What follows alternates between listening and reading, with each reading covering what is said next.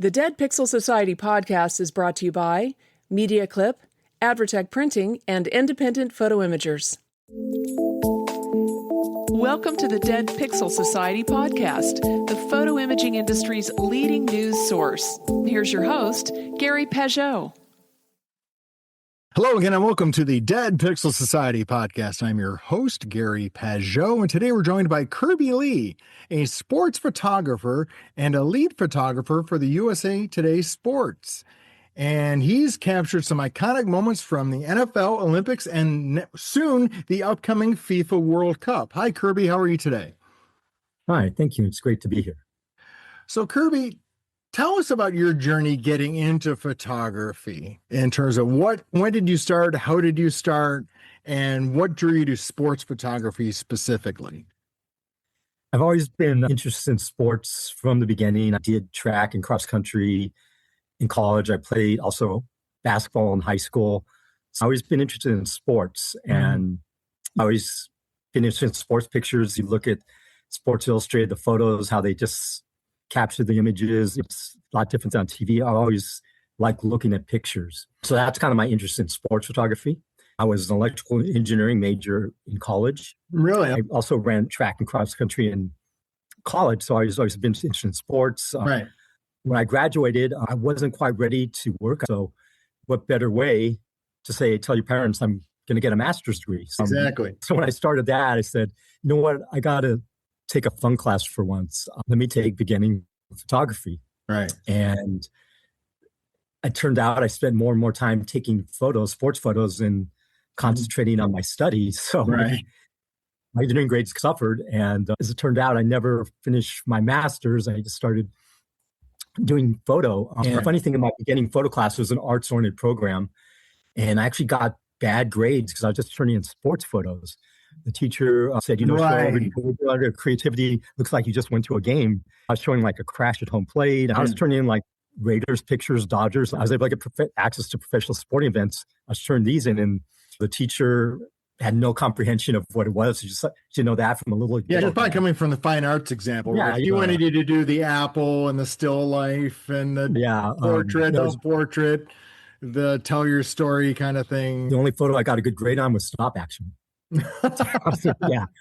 So my grades suffered in engineering. I said, well, what can I do to just continue to do this? And so I just decided to get another bachelor's degree in engineering to delay for another year of school, just to save face and continue doing what I'm doing. So I got it took so much math for engineering. I just need basically another year of math to get another bachelor's degree. So I did that. Yeah. Could you tell your parents, oh yeah, I just taking pictures now. To this day, I've really never told them this, and maybe they figured it out, but so I did do that to delay it for another year. And during that time, I started getting more entrenched in photography. I was going every day to shoot high school sporting events. I was going every single day to shoot things. Did you have a specific sport you were interested in, or was just sport overall? Oh yeah, mostly track, field, cross country, basketball. Once I started just sending photos unsolicited to the weekly newspaper, and they started publishing them. Right. And then while they're there, while you're there, can you just write a story about it too? Yeah. I started doing that. And eventually the sportsmanship director at my school, he's a publicist for all the sports. But yeah, he had... the most thankless job in sports is the SID. But yeah, he told me like the LA Times, they had this opening for someone just to do high school stats, football stats. They pay you $50 a week, and you just call coaches all day and get football stats and enter them in the computer because they did like the area leaders and all that. So he got me that job. I paid $50 a week at the LA Times. You just go in there and you're in the computer system and you're inputting stats and all that. But you have access to the like job listings there. Okay. So there was a job listing for a sports writer with like 5 to 10 years worth of experience. Right. And me being probably so naive, let me apply for it. And believe it or not, the sports editor gave me an interview, believe it or not. And we're there, and he was going, can you explain your experience? We basically have none. And, he was really gentle about it. He goes, we're looking for somebody with just a little more experience than that. Yeah. Someone who's been working, and they go, but we do have internships in the fall, and you're free to apply for that. And applied. He hired me Right. with no experience at all. And then that was a fall internship. It was LA Times. The time frame. What was the time frame on this in terms of years? Like, what was the era of the LA Times? 1990. Okay, 1990. So things were a little different back then. Yeah, basically then, so I got hired as a intern there in the fall in sports, and I'd go to these events I was writing on. I'd take pictures too. You're there, and but I got in some big trouble there. Back then, it was pretty old school. You're either a photographer or writer. Yeah, basically, it was really old school. They got reprimanded. If you do this again, you're going to be fired. And deep inside, I thought I was a better sports photographer than most of those guys there. I knew the storylines and everything. But so that internship ends in the fall. I asked, "Do you mind if I freelance in the spring?" They said, "Yeah, sure, no problem." So I was just writing as a freelance writer. They send me to events regularly every week to cover as a writer. And then in the fall, there was an opening and they hired me as a writer, right? Believe it or not, LA Times. And I was doing that for a couple of years. And then the regional editions, it was like San Fernando Valley, there's different regions. Yeah. They cut those off. I mean, they basically, Orange County edition, there was a South Bay edition, there was a San Fernando, they basically got rid of all the zones. And at that point, I contacted another newspaper because everybody knows everybody, in the newspaper to that area. And the sports editor goes, "Look, it was Long Beach Press Telegram." And sports editor there used to do both. So he's really supported that stuff. And I showed him, he goes, "Man, I've seen your writing. I know you're a very good writer, but I don't have any openings. I can get you some work, but I don't know how much." He goes, "What else do you do?" "I take photos." And he goes, "Let me get you a interview with the photo editor there." You were probably shooting some film back then, eh? And we can go back and shoot film later, but there's some things. But as we 25 prints, so he's looking through them, and he's just looking at them, and then he pulls two aside, and I thought, okay, that's pretty good. Just sort of two bad ones. And he goes, "You have two good photos. The rest is garbage." Wow. So he goes, "Yeah, you need to go back to school for journalism and all this," because I was an engineering major. He goes, "Yeah, you need to go to San Jose State, Missouri, these journalism schools." And then said, "Okay, yeah, you mind if I freelance?" And he goes, "Yeah, no problem." And he excited me to the UCLA Miami football game very next day. That was like a really big game. He sent me to the biggest football game of the weekend after he just trashed my portfolio. So after that, at that point, I started doing newspaper work, getting photography work, and the sports there was giving me writing assignments as well. So got to the point where I was doing stories and photos for that. And then eventually more and more, I started doing more photography than writing because basically I didn't have time to do the other stuff. But I think my background as a writer, though, that's really helped me as a photographer because it's given me knowledge of the subjects and knowing what to look for. You just can't go there blindly and shoot. You have to have a focus and aim. But I think the writer's background, I'm looking for storylines, and I think that's really a photographer. Also writing captions in form of this like a milestone or things like that. I think the journalism background has made me a better photographer than if I just was quote unquote just a technical sports photographer, shoot sports. So let's talk a little bit about your transition into the digital world, right? Because you said you started in the 1990s with the film and then you translated to digital. Was this with the newspapers cameras, or were you experimenting on your own with that? And what were you shooting back then? I think that was it 1999. That's when the Nikon D1 came out. Yeah. I was like I think it was D100, right? Or something like that. Yeah. It was the first affordable digital camera. The other ones were like 20 grand, the Kodak ones, big grips. But that was really the revolution. It was twice as much as a film camera, but it paid itself off in film processing, all that immediately. I think 2003 was when I started really shooting regularly on digital. That's when I really made the transition there. I was kind of skeptical. Same thing like going from shutter to mirrorless. It's just a fad. But at that point, 2003, I think I made the full transition to full digital. I had one digital body, but 2003 is when I went like probably full born to digital. Yeah. And So where were you working after in that period and moving onward? Where kind of sketch your career path forwards as we get to the present day and the FIFA World Cup? Okay. Yeah. I started basically doing like more wire service stuff in 2003. It was actually a company called Wire Image, and it was an upstart company. They focused on entertainment, but they also had a sports division there. And the way I got into Wire Image was by accident. There's I knew a photographer. He worked for a newspaper there, and he was one of the first hires for them as a sports photographer. And he was telling about it. He goes, man, we need people like you. You need to contact them about shooting. So I did, and I never got any response. And next time I saw him, he goes, man, did you contact Wireman? I said, yeah, they didn't respond. And I guess he got really mad. He goes, I don't know why they don't do that. We need all the help we can get. And basically, he just signed me up right there on the spot. Right. So he didn't tell anybody at the company and everything. So I just started sending photos in, and people were going, who is this guy? And but it was just this other photographer I met that he just signed me up with on his own, and just because he got so mad. And that's kind of how I got involved in the wire thing. Was just, he was basically, he didn't go through the administrative channel. You haven't yet told me a story where you got a position traditionally. Yeah. People ask me your path and where'd you learn all this stuff? And honestly, I'm not trying to be sarcastic, funny. I said, I went to the school of hard knocks. I've done every single thing. I mean, it's not a straight path. It's just like a bumpy road that I wouldn't be here today. So there's no really straightforward path, but I could recommend what you don't do, what I've done for sure. Yeah. Everyone wants to shoot sports, right? Everyone wants to shoot sports. They think it's either it's easy or it's exciting or whatever. And I'm sure there's a lot of level of excitement, but it's also a lot of work. What is a typical day, for example, for a sports photographer? Let's say you're shooting an NFL football game.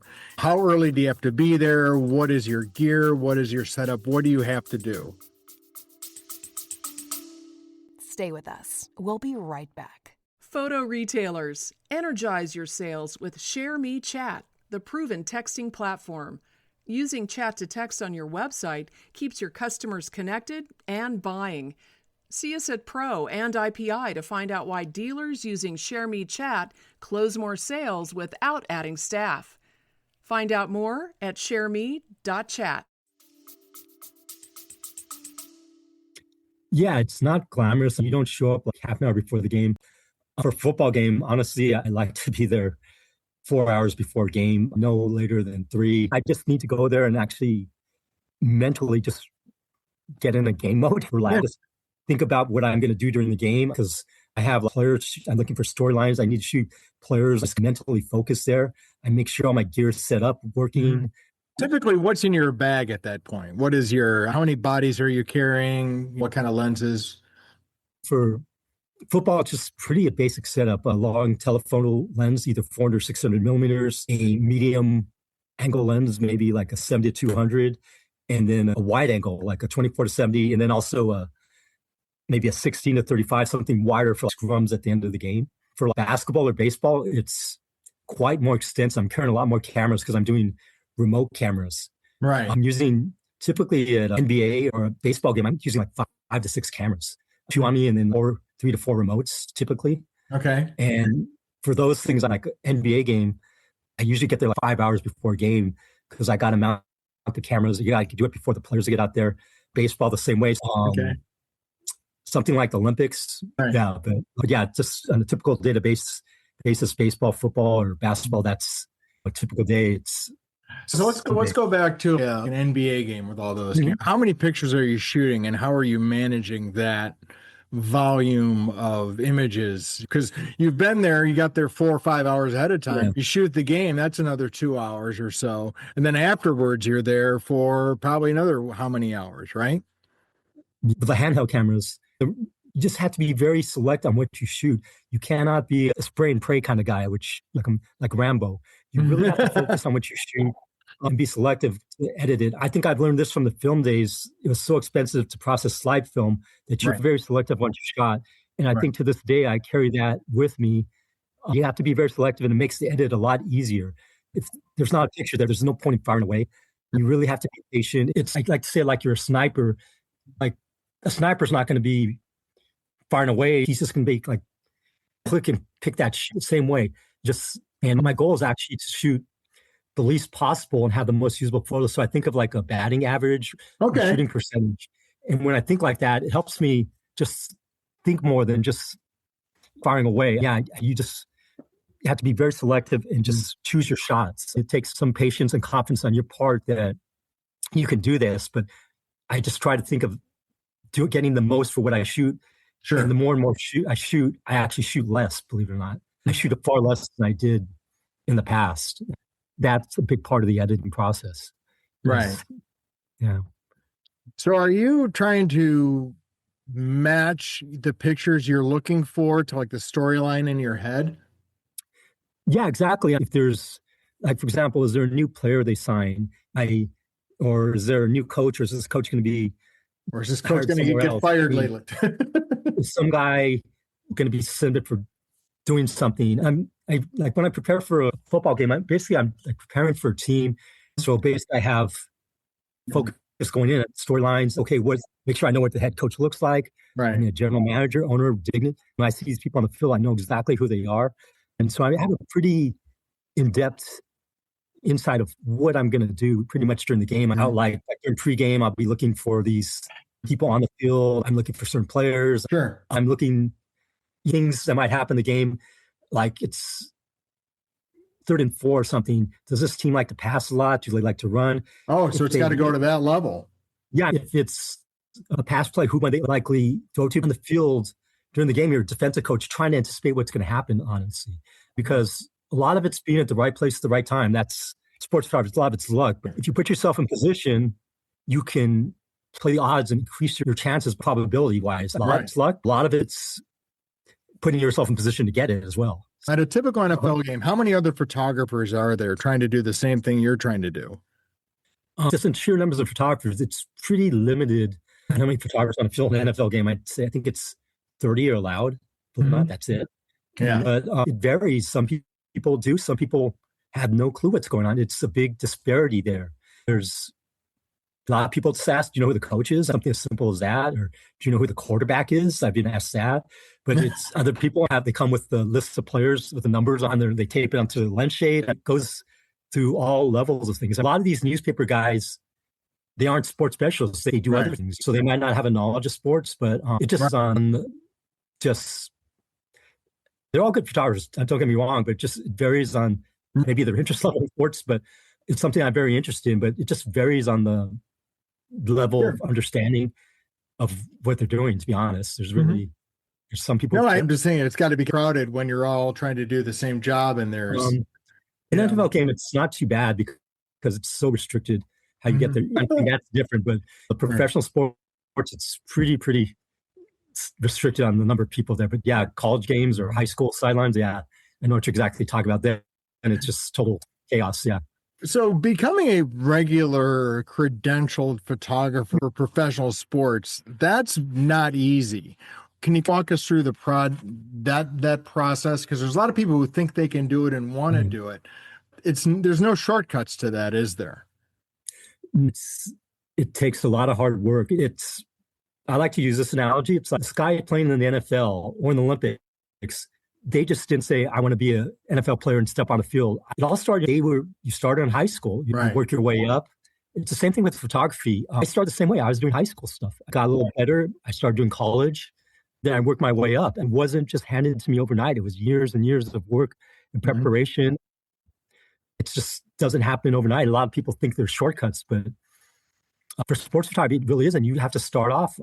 You start off doing high schools and work your way up trajectory as an elite athlete. And it's not. No, yeah.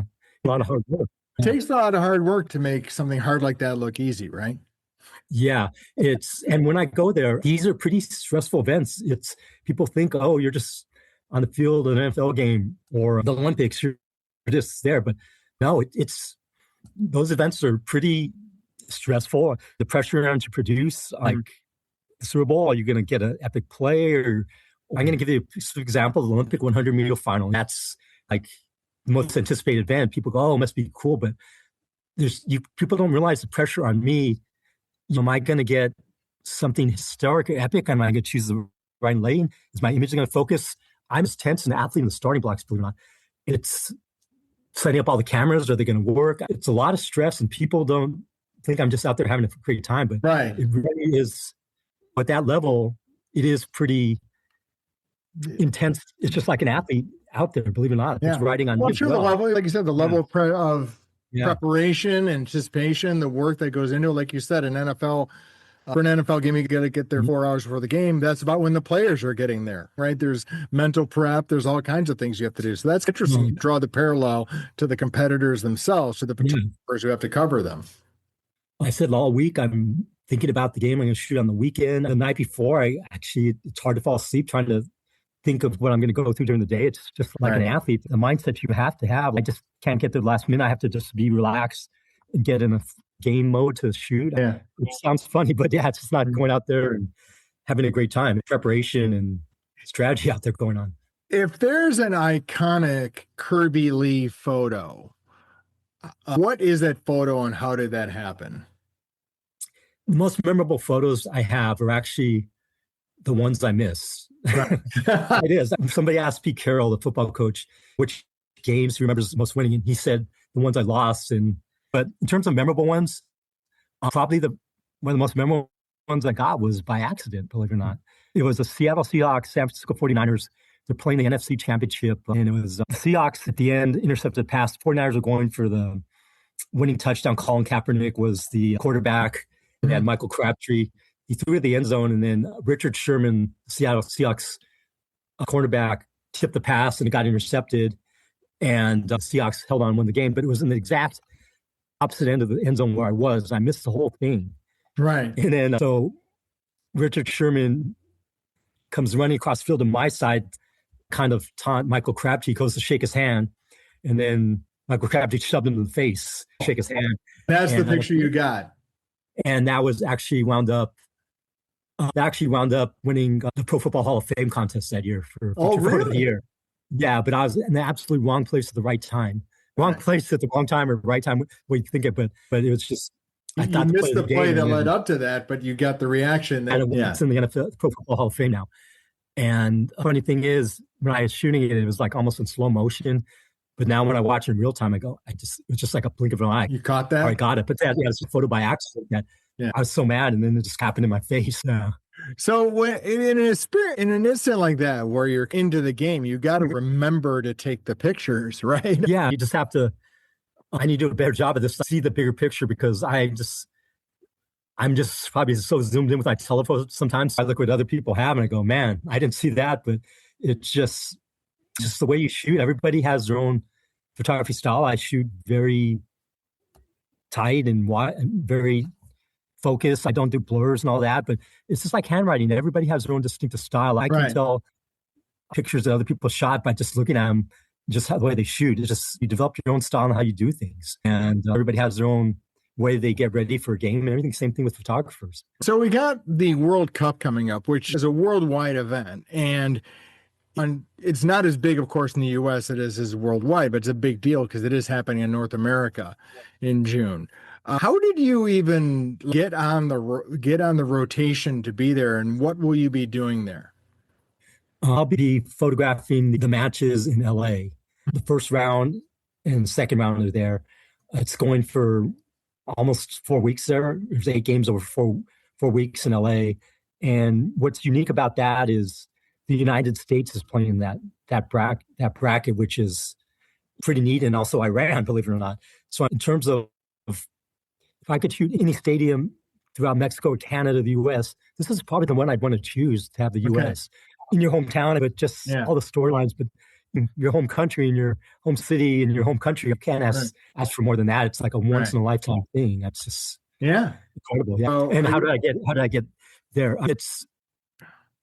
I'm sure every photographer in the world wants to be it, but I hope it's based on just qualifications. It took 30 years for you to get that out. Yeah, but basically it's just, I want to go, sure, but it's not my choice. It's up to the editors. I mean, they decide they want to use. I could bring somebody from out of town, for example, if they're more qualified. But yeah, I think it's just a lot of hard work and abilities. I think it's just over time, just my body of work. I hope it's not you're right to go shoot this stuff just because I live in LA. It's a privilege and it's entitlement. You have to earn the position. It's not just handed to you. And it's just hard work and doing the best that you can in everything you do. So looking towards the FIFA World Cup, are you going to try anything new or do anything different there? Is there what are their expectations for images? Are you working for FIFA? Who's the client on that? I'm shooting for Imagine Images and USA Today, and for that, but yeah, it's very restrictive on access there. Even if you have a credential, doesn't mean you'll get approved for a certain match. It's just there's people from all over the world coming.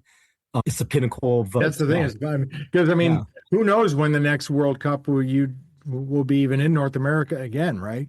Yeah, but nonetheless, also in your city, USA. Yeah, it's just like all the stars aligned, basically. Yeah, that's exactly. Yeah. So, like I asked earlier, are you going to try anything new or do anything different? That's not the time to experiment with new brand of cameras. You go with tried and trusted stuff. It's not time to experiment. There's other camera brands are offering for me to try their stuff there, but no, you cannot. You got to be your equipment backwards and forwards. You just can't afford to take any chances on anything you're not familiar with. You just stick to what you've been doing on there. That's not time to experiment and try new things. Yeah. You've talked about the work it takes, almost the same as an athlete, to be at that high level, right? You got to put in years of work just to have that experience at the pinnacle event in that field. So can you tell us a little about your Olympic experience, what it was like being at the Olympics for?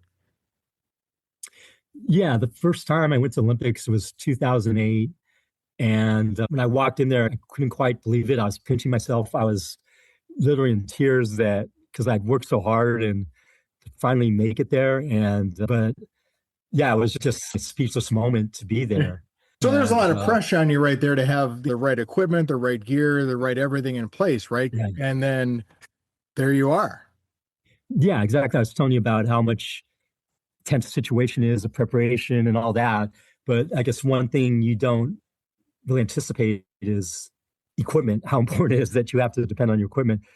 I start firing my camera at the beginning of the 100 meters.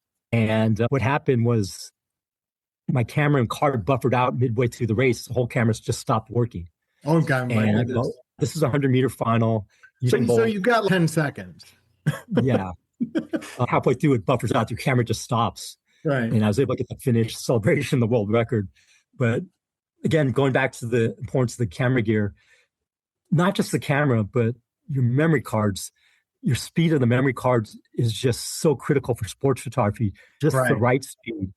It's such an important facet that everybody overlooks. Oh, it's just a memory card, but you got it for sports, and you got to have a fast memory card that has the capability to capture those images at 30 frames a second. Some cameras up to 120 frames a second without buffering out. And if I had the cards available to me that I use today, that would not happen.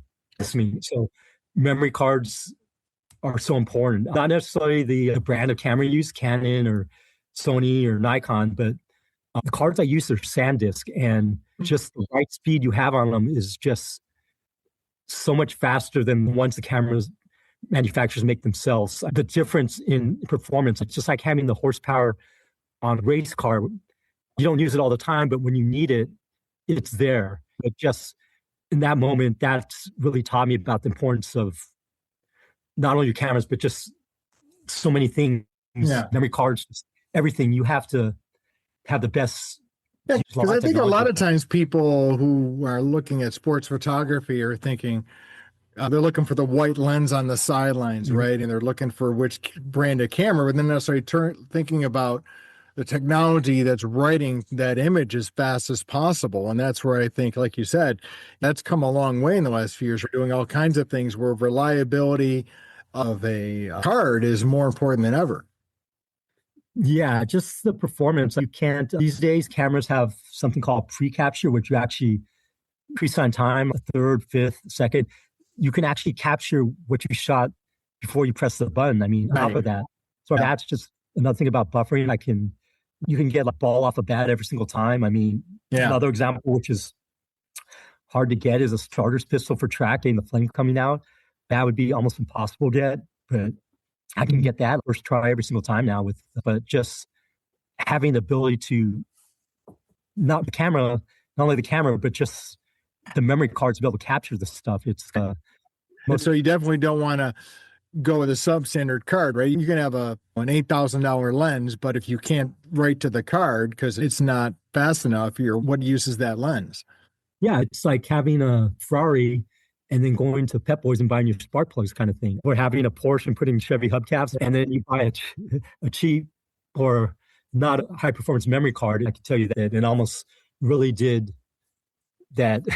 I never got a photo of because a memory card. That's interesting because that's like one of those things where it's like you could do all the homework before the game, like you said before, the 4 hours before the game. You can do all the work, you can do the training, whatever. But if you can't write to the card, it's useless. It's like running out of film, right? But yeah, I thought I'd prepared for every single scenario. Like my remote camera's working, just everything I went through, everything I think of. I did not think about my card buffering out. That was the last thing I would have ever thought that. And fortunately, I can laugh about it now, but at the end, reconsidering your life choices, right? Yeah, I got the super photo of the end of the race, but it could have been, I got control of my camera right at the very last second, the last second you could think of why I would be able to get it. But it's funny now, but it could have wound up in a completely other way. So if people wanted more information about what Kirby Lee does and wants to see his pictures, where can they go for more information? Okay. Yeah, you can go to my Instagram account. It's at Kirby_Lee. That's KIRBY_Lee. And you'll see just some of the photos I've taken and what I do. There's some photos of some of the camera setups I do. Yep. Things like that. Thanks, Kirby, for your time. Appreciate it. Best of luck at the World Cup. I'm going to watch a couple matches, see if I can see you on the sidelines with your long lenses trying to tell the best story possible. Thank you so much. Okay. Thank you for having me. Thank you for listening to the Dead Pixel Society podcast. Read more great stories and sign up for the newsletter at www.thedeadpixelssociety.com.